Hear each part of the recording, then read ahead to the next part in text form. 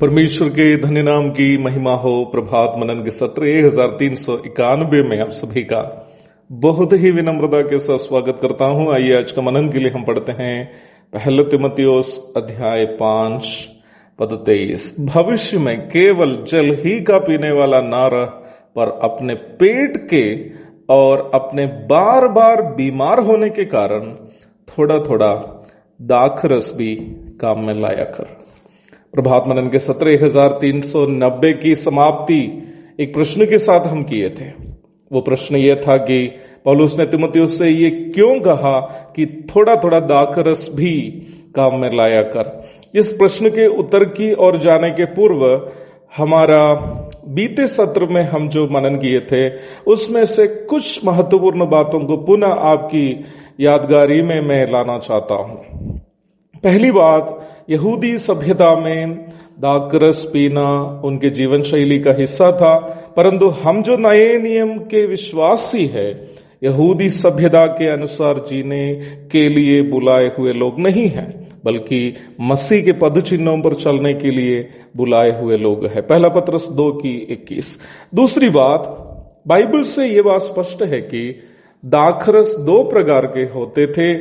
एक मदिरा अथवा स्ट्रॉन्ग ड्रिंक ऑफ वाइन, और दूसरा दाख मधु जो विशेष तरीके से बनाया गया अंगूर का रस या शरबत, जिससे ज्यादा नशा नहीं होता था।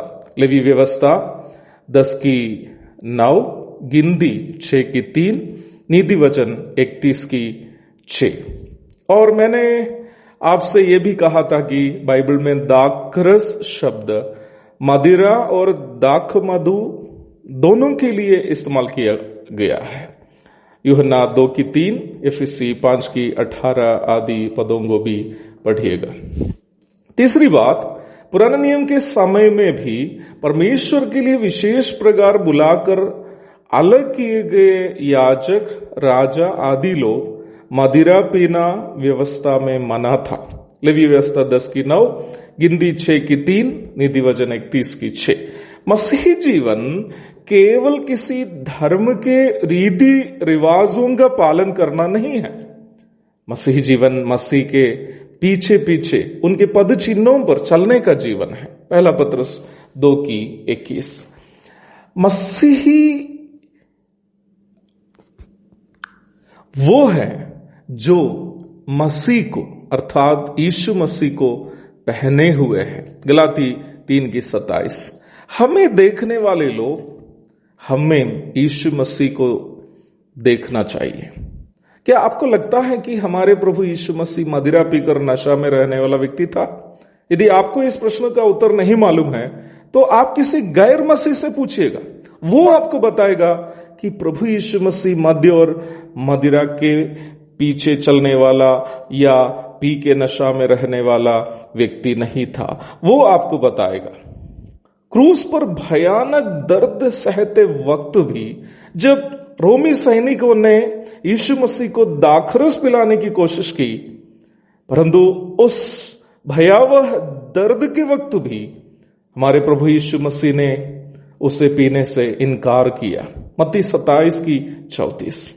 फिर कुछ तथाकथित पास्टर और वक्ता ये क्यों प्रचार कर रहे हैं कि मसीह लोग यहां तक विस्की और ब्रांडी भी पी सकते हैं? पिछले दिन एक मसीह भाई ने मुझे एक YouTube लिंक भेजा था जिसमें एक वक्ता ये बता रहा है कि विस्की और ब्रांडी स्वास्थ्य के लिए अच्छा है, इसलिए मसीह लोग पी सकते हैं।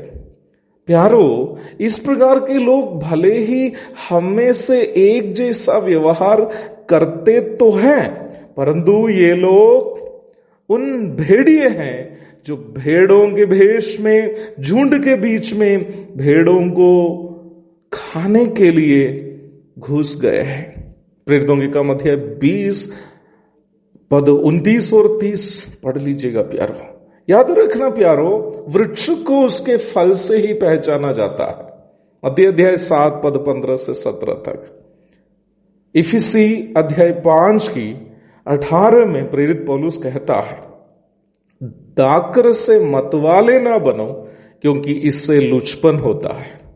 यहां कौन सा दाखरस की चर्चा पौलुस कर रहा है?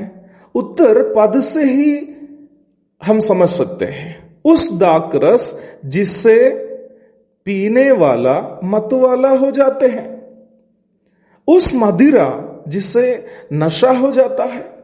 मैंने आपको यह बात कह चुका हूं कि दाखरस शब्द मदिरा और दाखमधु दोनों के लिए बाइबल में इस्तेमाल किया है। एफेसी जो 5:18 में पौलुस ऐसा दाखरस के बारे में विश्वासियों से कह रहा है कि उस दाखरस अथवा मद्य नहीं पीना है जिससे मतवालापन हो जाता है। तब पहला तीमुथियुस 5:23 में पौलुस कौन सा दाखरस के बारे में बता रहा है जिससे नशा नहीं होता है?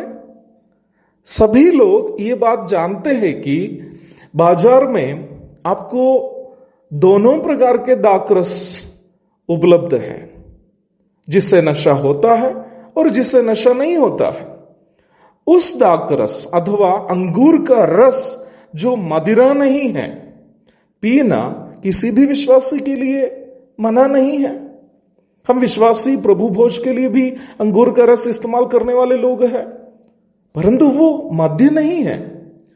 तीमुथियुस एक शर्मीला व्यक्ति था जो यहां तक अंगूर के शरबत भी नहीं पीता था। वो केवल पानी पीने वाला व्यक्ति था। भोजन के साथ आम यहूदी अंगूर का शरबत जो पीते हैं, ये तीमुथियुस केवल पानी पीने वाला था। वही हम पद से समझते हैं।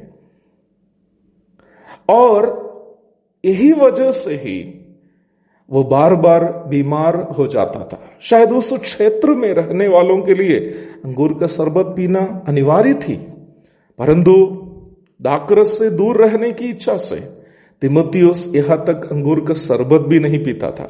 इसलिए पौलुस उन्हें यह सलाह दे रहा है कि थोड़ा थोड़ा वो दाखरस जिससे नशा नहीं होता है पी लेना, ताकि तुम्हारा पेट की समस्या दूर हो जाए। पौलुस यहां उनको सलाह दे रहा है एक दवाई के रूप में दाखरस को ले, ताकि तुम अपनी बीमारी से बच जाए। इन बातों को समझने के लिए प्यारो, थियोलॉजी में डॉक्टरेट लेने की आवश्यकता नहीं है। सामान्य बुद्धि की जरूरत है। Only common sense needed. हम इस्तेमाल करने वाले कई कफ सिरप, होम्यो दवाई आदि में अल्कोहल का अंश है। कहा कोई मना करता है कि उसे नहीं लेना, क्योंकि हम उसे नशा के लिए नहीं लेते हैं। हम अन्य रासायनिक पदार्थों के साथ एक दवाई के उद्देश्य से लेते हैं। हम सीधे कोई शराब नहीं पीते हैं। पौलुस इस भाग में तीमुथियुस के लिए ऐसा ही एक दवाई के रूप में अंगूर का रस पीने का सलाह दे रहा है। पिछले दिन एक भाई जो आर्मी पर्सनल है मुझसे एक सवाल किया। उनका प्रश्न यह था, कई बार सैनिकों को कश्मीर जैसे अत्यधिक ठंड पड़ने वाले जगहों पर भी काम करना पड़ता है। उस समय उन्हें वहां रहने के लिए शराब पीना है और शराब पीना जरूरी है। और उस भाई आगे इस प्रकार कहा, जब सैनिकों को प्रमोशन मिलता है, उनका अगला रैंक शराब में डुबाकर सीनियर ऑफिसर लोग उन्हें देता है। उस समय एक विश्वासी सैनिक को क्या करना चाहिए? मेरे प्यारो, मैं बहुत ही ईमानदारी के साथ कहना चाहता हूं कि सभी विश्वासियों के सभी प्रकार के प्रश्नों का उत्तर मेरे पास नहीं है, परंतु इस प्रकार के सभी प्रश्नों के लिए एक पद मैं आपको दिखाना चाहता हूं। यह दानियल का एक निर्णय था। वह परदेश में बाबिलोन में गुलामी में था। अपने से निर्णय लेने का अधिकार उनके पास नहीं था। सीनियर ऑफिसर की बात नहीं मानने पर सजा तक हो सकती थी। पदवी मिलने के लिए उनको भी कुछ समझौता करना जरूरी थी, परंतु वहां हम इस प्रकार पढ़ते हैं, दानियल अध्याय 1:8। परंतु दानियल ने अपने मन में ठान लिया कि वह राजा का भोजन खाकर और उसके पीने का दाखमधु पीकर अपवित्र ना होए। इसलिए उसने खोजों के प्रधान से विनती की कि उसे अपवित्र ना होना पड़े। याद रखनी है, वहां मदिरा नहीं था, दाख मधु था, फिर भी दानियल ने निर्णय लिया कि वह उसे नहीं पिएंगे। प्यारो, आगे का निर्णय लेना आपका दायित्व है। कश्मीर में पीना है या बिहार में पीना है, मैं इस प्रकार के प्रश्नों का उत्तर देने के लिए सामर्थ्य नहीं हूं। पवित्र आत्मा की अगुवाई से निर्णय लीजिए। मुझे ये मालूम है कि इतना सब कुछ मैं कहने के बाद भी जिसको शराब पीने की इच्छा है वो तो पिएगा ही, क्योंकि कई लोग प्रभु से ज्यादा मदिरा का नशा से प्रेम करते हैं। जो प्रभु से प्रेम करता है वह नशा से प्रेम कभी नहीं कर सकता। एक और नए दिन की, धन्य दिन की शुभकामनाओं के साथ आज का मनन का मैं यहां पूर्ण विराम करता हूं। प्रभु आप सबको अपना वचन समझने का अनुग्रह दे। आमीन।